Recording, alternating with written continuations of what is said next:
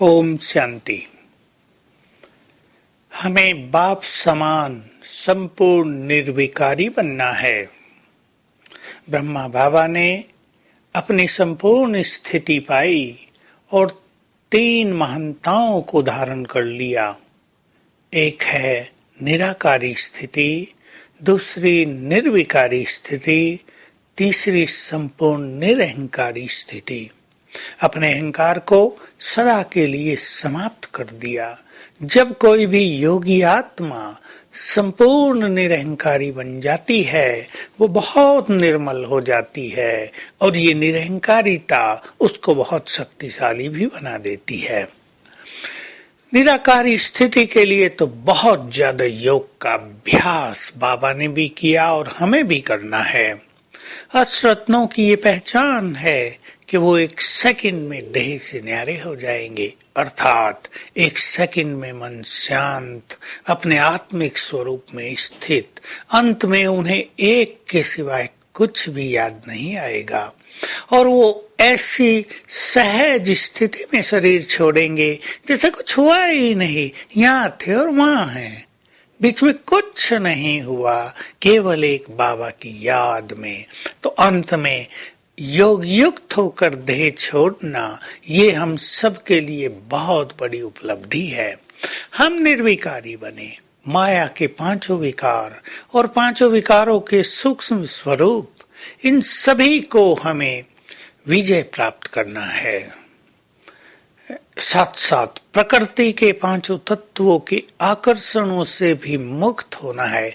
5 विकार और 5 तत्व, ये 10 विकार तत्वों का शरीर बना हुआ है और शरीर हमें आकर्षित करता है, वो विकारों का आधार बनता है, कारण बन जाता है। तो इन 10 को हमें विजय प्राप्त करनी है।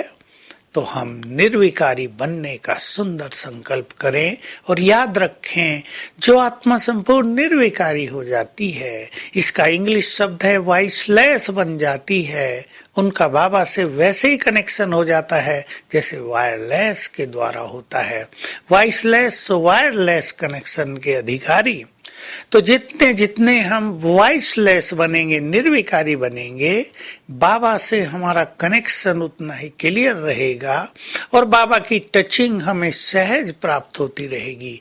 जो ये सोचते हैं कि बाबा की बातें हमें पता नहीं चलता, हम बाबा से पूछते रहते हैं लेकिन टचिंग नहीं होती है, हम कैच नहीं कर पाते, वो चेक करें हम कितने निर्विकारी हैं। हमने माया के सभी स्वरूपों पर कितना विजय प्राप्त की है। जब आत्मा संपूर्ण निर्विकारी बन जाती है तो उसका चित्त पूरी तरह निर्मल हो जाता है, उसकी भावनाएं दूसरों के लिए संपूर्ण रूप से श्रेष्ठ हो जाती हैं। तो हमें निर्विकारी बनकर पूर्णिमा के चंद्रमा की तरह इस संसार में चमक कर संसार के अंधकार को नष्ट करना है। निर्विकारी आत्माएं ही सच्चे अर्थों में पूज्य आत्माएं होंगी।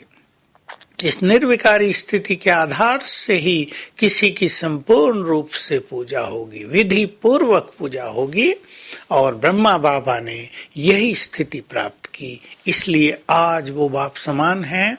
हमें भी बाप समान बनने के लिए निर्विकारी बनना है।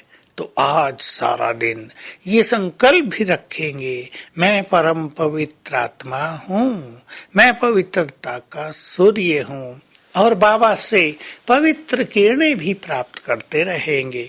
बड़ी सहज विधि, बड़े सहज रूप से कि बाबा से पवित्र किरणें मुझ पर पड़ रही हैं।